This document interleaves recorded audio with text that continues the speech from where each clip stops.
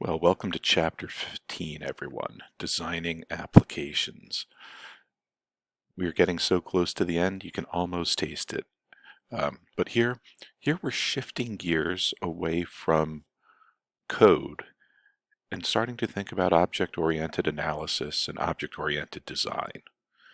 So whereas before you were given sample code to work with, here it's going to be more about how do we know what classes exist within a problem space, and how do we find them?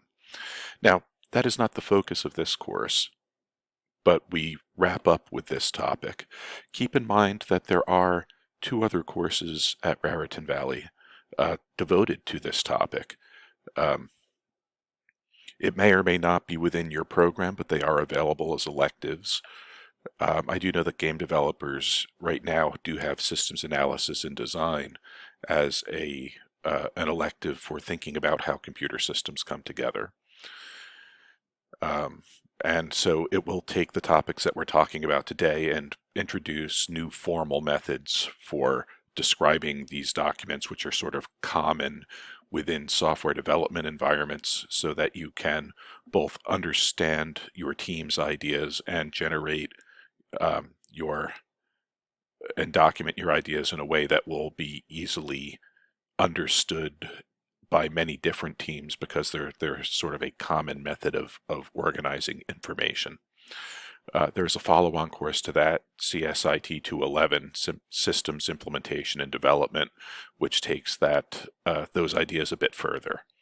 So just know that there are other opportunities, but this is sort of your one chance to get introduced to the concept. What does Chapter 15 talk about? Well, first, how do we figure out what classes exist within the problem space?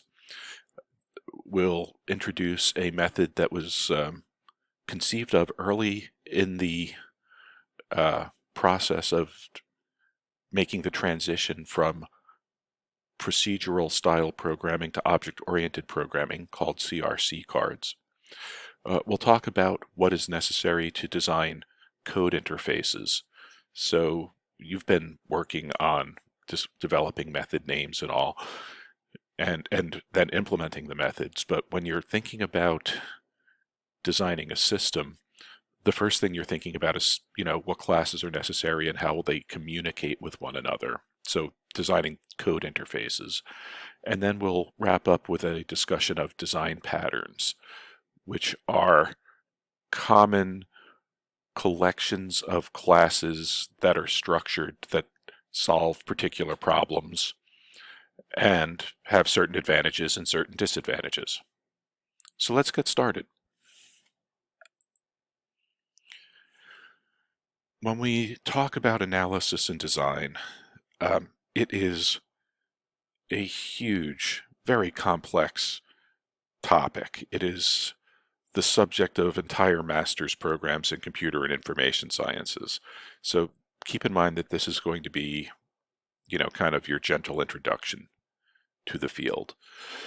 When we think about object-oriented design, the whole notion, hopefully you've hit upon this, we don't think about what does the code do. We think about what are the objects in the system and how do they need to communicate with one another. The code is the mechanism by which that happens, but we don't start worrying about code. We start thinking about the problem space. One way to think about that problem space is to consider the nouns, which are the objects, and the verbs, which are the actions that these objects can perform. And that's suitable for, relatively small to small mid-sized systems. One way that we can identify nouns and verbs is through the use of CRC cards. CRC cards were proposed, again, back in a paper at the Object-Oriented Programming Languages Association conference back in 1989. It was necessary at the time to develop a mechanism to help people make the cognitive shift from thinking about code-first solutions to object-first solutions. It was also a time when we couldn't just produce a YouTube video or rely on people having access to the internet. So this paper presented at a conference and then subsequently adopted and brought into classrooms and textbooks and professional environments has sort of laid the groundwork for this adoption of CRC cards as a method. A CRC card is not a software object, it is a physical index card. And well, I'm getting a bit ahead of myself. Let's take an example and see how we can maybe use these. Again, using the verb-noun method, your nouns are your things, and your verbs are the actions. Those actions can be interactions between objects, or they can be actions internal to a single object, which are the work that that object exists to perform. As we think about these verbs and these nouns, we can then start to get lost in a system if we're responsible for designing all of the objects. And how do we know if we've missed something? So we need a slightly larger way to maintain our notes. So let's think about the example from the chapter. Our authors posit the need for a cinema booking system, and so think of this like the dine-in movies for AMC, where it's not just that you get a ticket, but you get a ticket and you reserve a specific seat.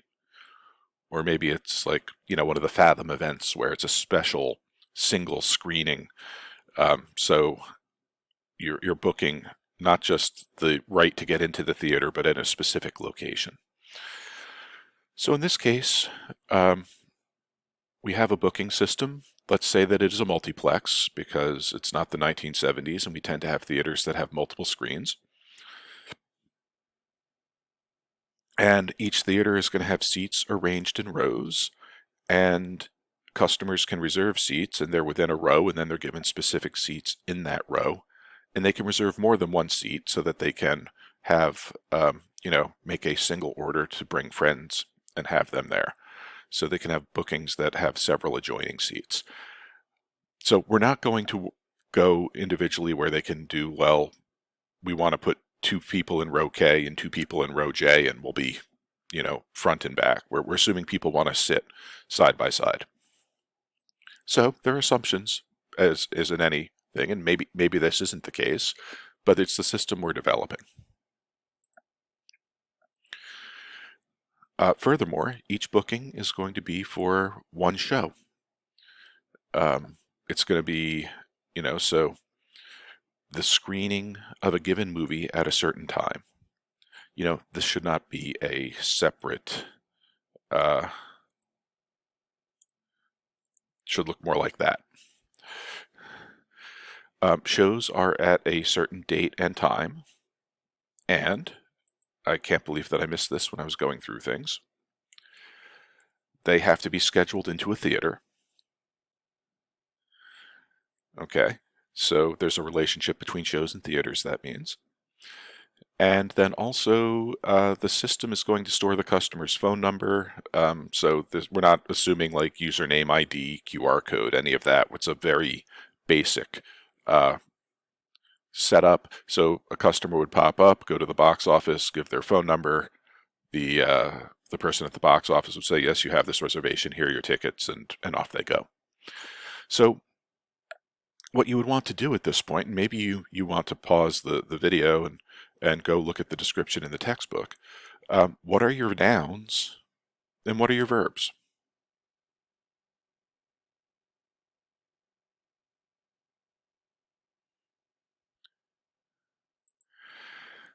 Well, welcome back. If you thought about it, the left-hand column are our nouns, the right-hand column are our verbs, and where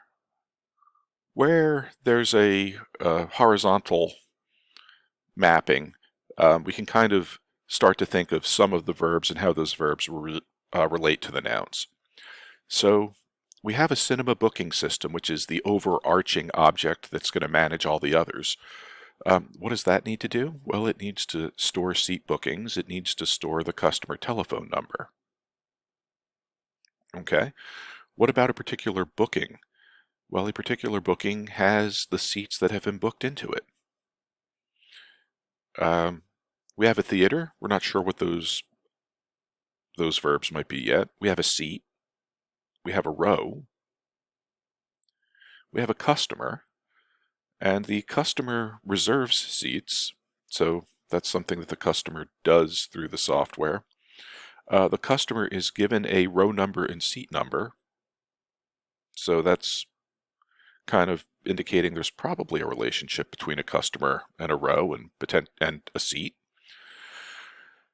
A customer requests a seat booking, which is actually a collection of seats. So now it's like, wait a second, how do we manage that? Well, we'll have to think about that. Other nouns, a row number, a seat number. I don't believe a row number is scheduled in a theater. I think a customer is possibly scheduled in a theater, or maybe is scheduled, should actually be a show or a movie. So this might need to come down a little bit. Actually, how about like that? So we have a row number and a seat number. A show is scheduled in a theater. That show is made up of a particular movie at a particular date, at a particular time. And the customer, we're going to need a telephone number. So maybe the telephone number is the unique identifier for the customer.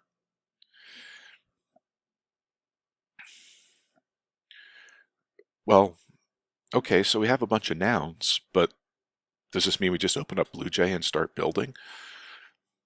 If we do that, it's probably not going to be terribly successful. We need to do a little more analysis first.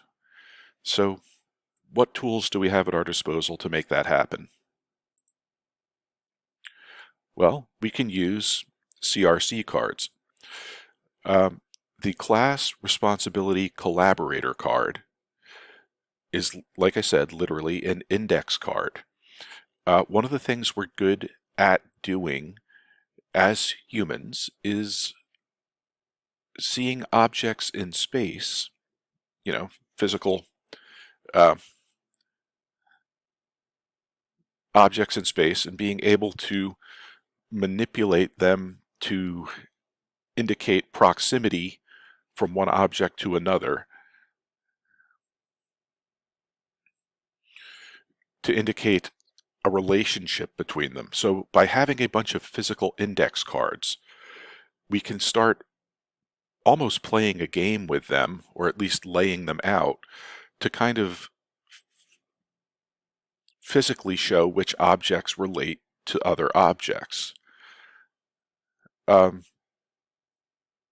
This mechanism gives us a common artifact that a team of software engineers and developers can look at and discuss and argue and say, well, I think this object has a tight relationship with this other object, or another developer might say, well, but you're forgetting that object B is clearly going to be communicating with object A in a very integrated fashion. And then other developer could say, yes, but you forget that also object G also needs that information from object B. If you're saying, well, I can't understand what you're getting at, Professor Crosby, then you can see that the relationship or the benefit of having a visual, as opposed to just trying to talk about it and have an auditory component and hold that information in your head, would be beneficial. The thing about a CRC card is it's pretty much as plain as can be. Any 3x5 index card will work, and on it you have the class name, the class's responsibilities, what must it do, and the class's collaborators, the names of other classes that it needs to work with. It basically looks like this. You just draw a line across the top and say, this is what the class is. You put a vertical line, and you list what the class should be doing and what other classes it needs to work with. You do this for every class. You don't try to put your whole system on one card. Every class gets its own card, and it becomes a way to lay things out. If you have index cards at home, I'm going to ask you to pause and do the exercise from the homework where you're creating CRC cards as described in the assignment. If not, you can even just take some sheets of paper and quarter them, cut them in half lengthwise, and then cut them in half horizontally, and you'll have slightly larger cards that way. But if you have 2 sheets of paper, that gives you 8 cards, which should be mostly sufficient for what we're trying to do. I do want you to actually physically make the cards and snap some photos with your phone and insert them into your document, so I can see that you have built out some physical CRC cards with which to work.